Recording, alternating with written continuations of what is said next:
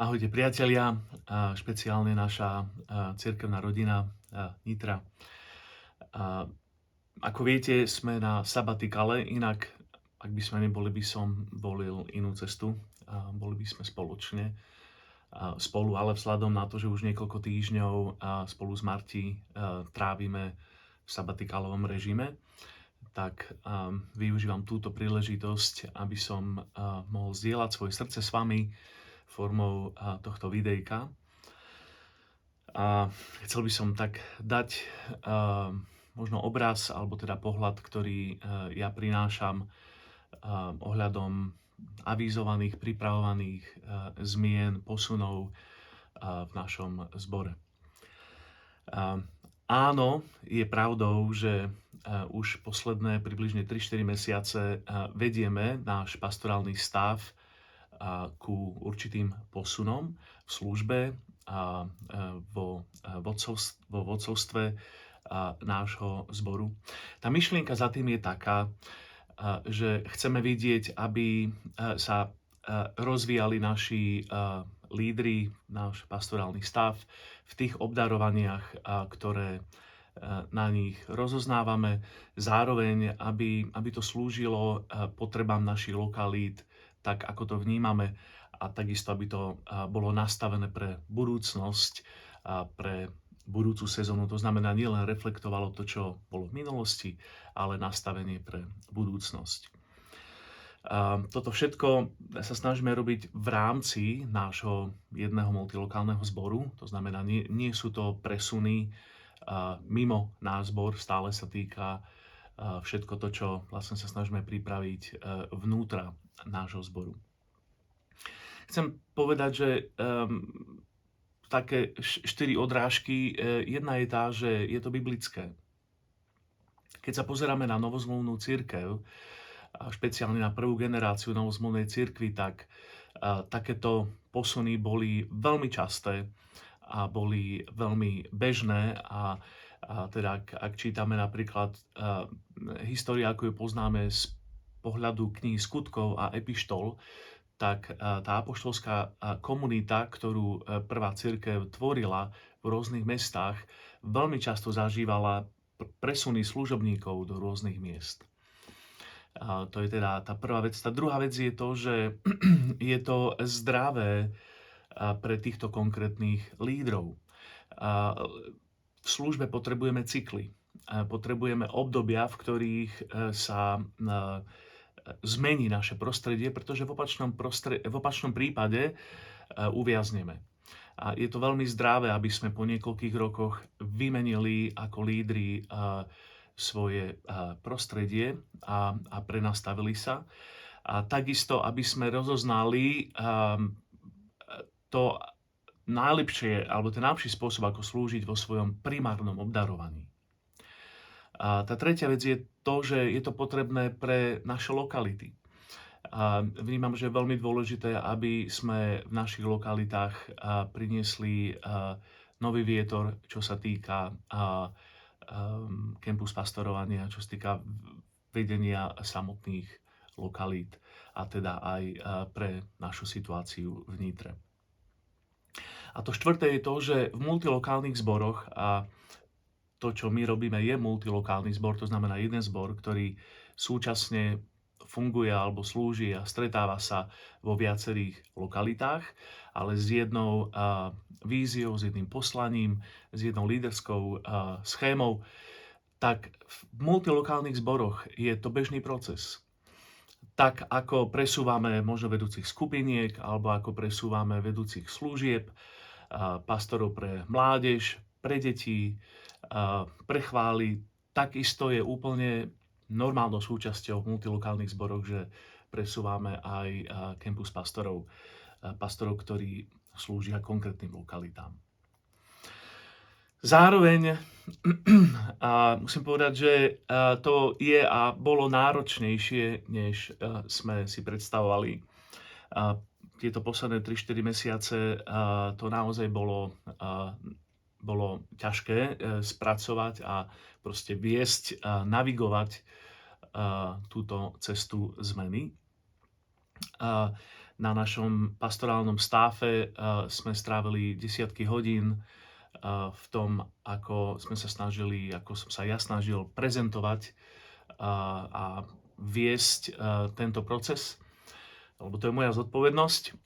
A zároveň niektoré z týchto posunov sa vykryštalizovali ako urobiteľné, niektoré ako urobiteľné už teraz a niektoré v tejto chvíli urobiteľné nie sú. Zároveň sme celý náš pastorský tím mali dôležité stretnutie s lídrami Equippers. Boli sme na pastorskom samite v Budapešti a aj s Bruceom Monkom, aj s Petrom Proterom sme vlastne náš celý tím strávili čas, kde oni hovorili do našej situácie a kde sme prišli ku určitému uzáveru z toho stretnutia.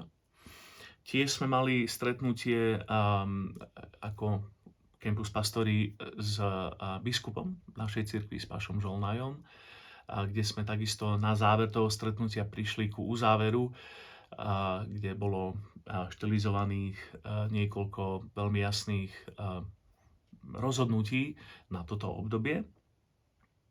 A takisto sme mali stretnutia s lokálnymi líderskými tímami, a to teda v Nových Zámkoch a takisto aj v Nitre, pretože aktuálne posuny sa týkajú týchto dvoch lokalít. A môžem povedať, že aj zo stretnutia líderského tímu v Nitre ten uzáver bol veľmi priaznivý voči tomuto stretnutiu. Vlastne bol iba jeden hlas, ktorý prejavil výslovne, že je proti tomu. Takže myslím si, že sme tomu dali veľmi dôsledný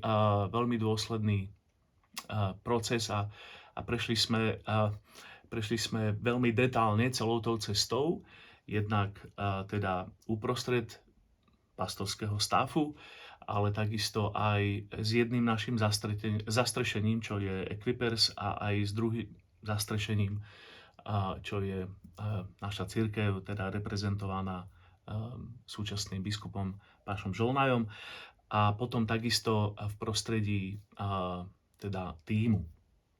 Chcem povedať, že to, čo robíme, nie je nič proti nášmu cirkevnému poriadku. Nie je to niečo, čo by narúšalo nejakým spôsobom náš dohodnutý spôsob fungovania v zmysle širšej platformy našej cirkvi. Sme v takom stave teraz, že sme dosiahli dohodu na fungovanie v tomto čase. Je tu určitý prechodný, zhruba 3 mesiace trvajúci čas, v ktorom my sme tiež na sabatikale a naši campus pastori vlastne vedia, ako majú v tomto čase pôsobiť a viesť a slúžiť. A zároveň povzbudzujeme vlastne všetkých nás k tomu, aby sme sa v tomto čase modlili za náš zbor a špeciálne za budúce obdobie, ktoré potom príde, a za našu spoločnú službu, za to, čo Boh pre nás má. A jedným z takých významných slov z písma, ktoré ma sprevádza v tomto čase, je tá známa pasáž z Izaiáša 54.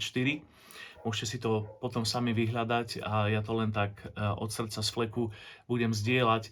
Píše sa tam o tom, že máme roztiahnuť svoj stán, premiestniť svoje kolíky, natiahnuť plachty, pretože tam, kde je teraz neplodnosť, tak tam príde nová multiplikácia, nový rast.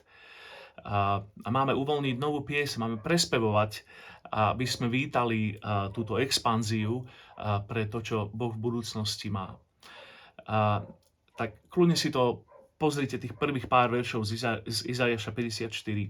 Ale toto je tá vízia za tým, alebo to srdce za tým, že chceme roztiahnuť naše plachty, chceme premiestniť naše kolíky, ktoré sú zapichnuté na určitých miestach, myslím tým lídrov, aby sa mohli vytvoriť väčší stán, väčšiu kapacitu pre nové obdobie, nový rast, ktorý verím, že Boh nám chce dať. Zmena ako táto, kde zväčšujeme našu kapacitu, nikdy nie je komfortná. Keď sa napríklad mladý pár vezme, tak to je veľká zmena. Zrazu sú dvaja, predtým boli sami. Musia sa naučiť spolu bývať. Keď im príde prírastok, možno musia vymeniť byt, musia urobiť zmeny v zamestnaní. Keď príde vnúča, ako nám napríklad, tak proste znova sú to rôzne iné zmeny, ktoré musíme urobiť. A tieto zmeny často nie sú komfortné. Ale chceme vás v tomto čase pozvať, vyzvať, aby ste nám v tomto čase pomáhali stávať a expandovať. A určite nie búrať alebo rozdielovať. A chceme vás pozvať k tomu, aby ste boli súčasťou expanzie nášho stanu, prorocky povedané.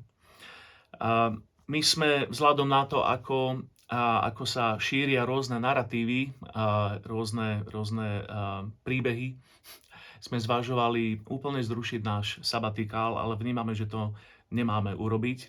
A dôverujeme Bohu a takisto dôverujeme proste našim pastorom, že to dobre dopadne. Ale naozaj sme mali mierne pokušenie vzdať na sabatikál. Po 18 rokoch ideme teraz na sabatikál. Pred 18 rokmi sme boli na sabatikále 3 mesiace. To bolo potom, ako sme založili a viedli Nové Zámky a vtedy sme sa v to leto pred 18 rokmi prisťahovali do Nitry a sme tu z Božej milosti založili zbor, ale predtým sme boli na 3-mesačnom sabatikále a odvtedy proste nám Boh dal proste prielom, aby sme mohli založiť Nitru a z toho proste ďalšie služby, vrátane biblickej školy a teraz v poslednej dobe, posledných rokoch Budapešť, čo je teraz už veľmi veľký nápor. V tom okruhu ľudí prichádzajúcich v Budapešti na bohoslužby je okolo 250 ľudí a je to veľmi úporný tlak. V posledných rokoch sme absolvovali Nitru a Budapešť v podstate každý týždeň, alebo teda naše slovenské lokality a Budapešť. Takže my ten sabatikál skutočne potrebujeme. Pýtame si, aby ste sa modlili za nás v tomto čase, aby sme počuli od Pána, aby sme mali múdrosť a odvahu viesť a navigovať našu službu apoštolským spôsobom pre ďalšiu sezónu. Máme radi tento zbor, milujeme tento zbor a vás. Je to také naše duchovné bábätko, ktoré sme založili. A verím, že je to dôležité, aby sme v tomto čase my sami sa utiahli do úzadia v tomto čase a mohli proste počuť taký jasný impuls pre ďalšiu sezónu. Takže žehnám vám v tomto čase, v týchto 2 mesiacoch, ešte teda vyše 2 mesiace, ktoré nám ostávajú v sabatikále, aby ste proste mohli čerpať od Pána jeho novú šťavu a aby sme mohli ostať v tomto, aj keď možno neznámom rozpoložení, ale by sme mohli ostať naladení na Pána, zosúladení s víziou, ktorú prinášame a očakávajúci nové prielomy a zväčšený šiator. Tak máme vás radi, cirkev, a buďte veľmi požehnaní.